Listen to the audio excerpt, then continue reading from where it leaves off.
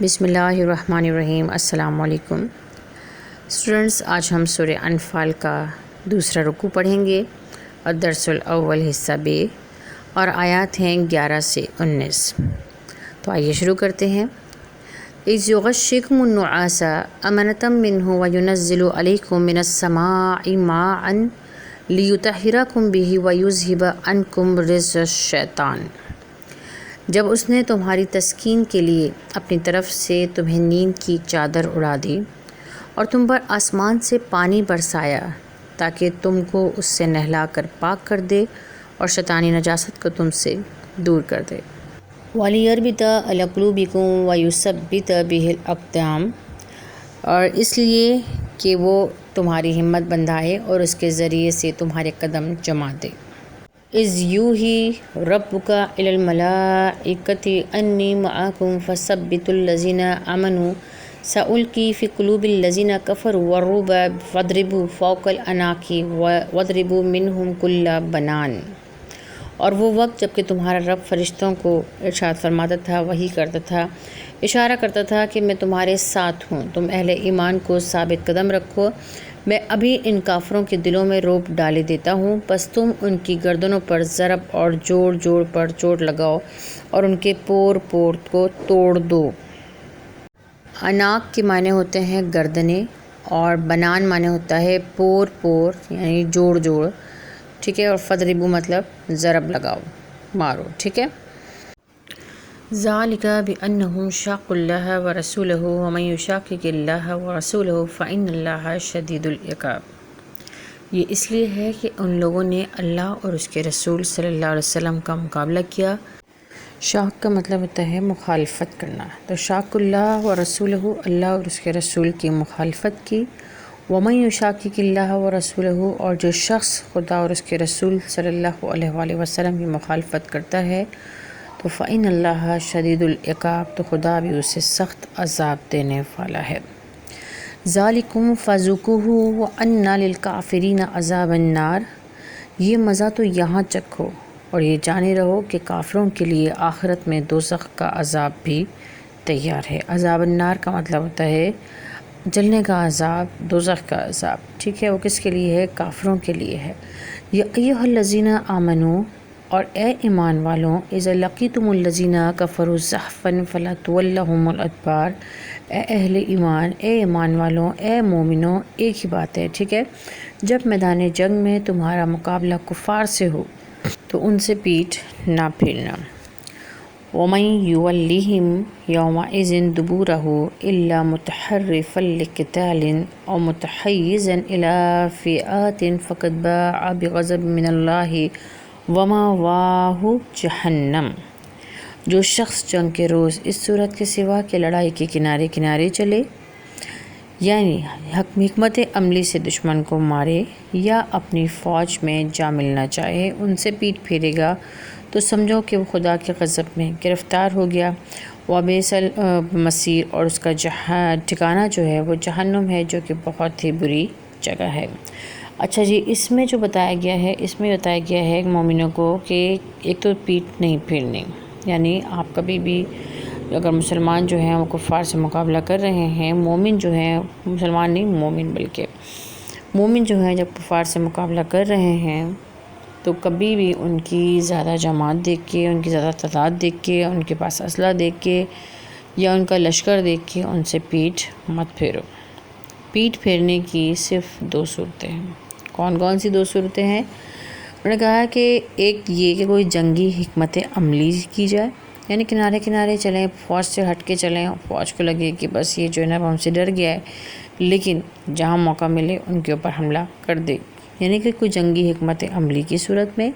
یا دوسری صورت یہ ہے کہ آپ دیکھیں کہ جب لڑتے لڑتے آپ بالکل اکیلے رہ گئے ہیں اور اپنے فوج سے جا ملنا ہے تو آپ بھاگ کر اپنی فوج میں شامل ہو جائیں، کیونکہ اکیلا جو ہے وہ آسانی سے مارا جاتا ہے۔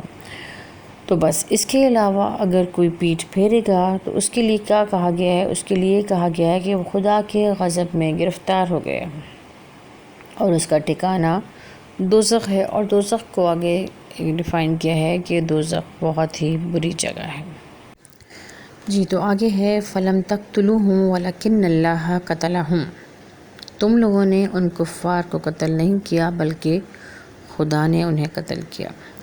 وَمَا رَمَيْتَ إِذْ رَمَيْتَ وَلَكِنَّ اللَّهَ رَمَى، اور اے محمد صلی اللہ علیہ وسلم، محمد صلی اللہ علیہ وسلم بریکٹ میں ہے، ٹھیک ہے، اس لیے، اور اے جس وقت تم نے کنکریاں پھینکی تھیں تو وہ تم نے نہیں پھینکی تھیں، وَلَكِنَّ اللَّهَ رَمَى، بلکہ وہ تو اللہ نے پھینکی تھیں، وَلِيُبْلِيَ الْمُؤْمِنِينَ مِنْهُ بَلَاءً حَسَنًا، اس سے غرض یہ تھی کہ مومنوں کو اپنے احسانوں سے اچھی طرح آزما لے۔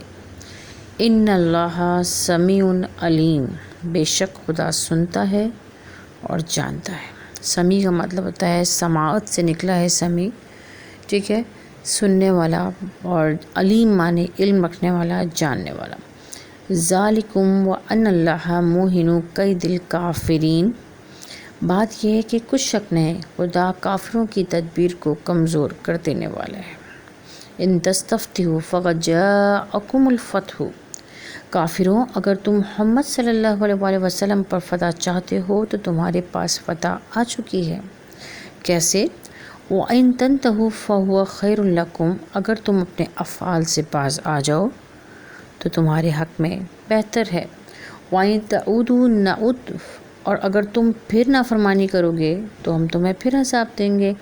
وَلَن تُغْنِيَ عَنْكُمْ فِئَاتُكُمْ شَيْئًا وَلَوْ كَثُرَتْ، اور تمہاری جماعت خواہ کتنی ہی کثیر کیوں نہ ہو تمہاری کچھ کام نہیں آئے گی۔ کیوں نہیں آئے گی؟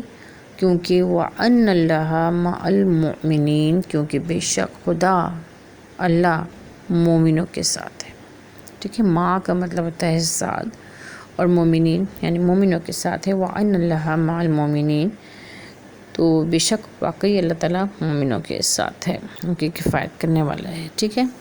اس کے بعد یہ اس کے کلمات و تراکیب ہیں۔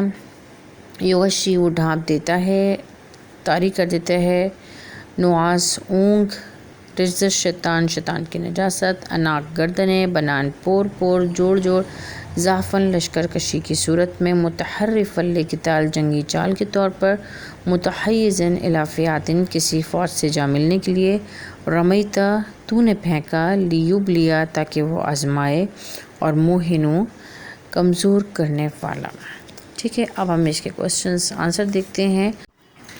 سوال نمبر 1 ہے کہ سورہ انفال میں غزوہ بدر کے حوالے سے کن انعامات کا ذکر کیا گیا ہے؟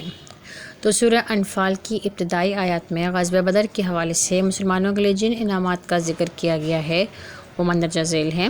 سب سے پہلے رحمت کی بارش، پرسکون نیند، خوف سے نجات، فرشتوں کی مدد، اور مٹھی اور خاک جو اللہ تعالیٰ کے حکم سے نبی کریم صلی اللہ علیہ وآلہ وسلم نے کفار پر اچھال دی تھی۔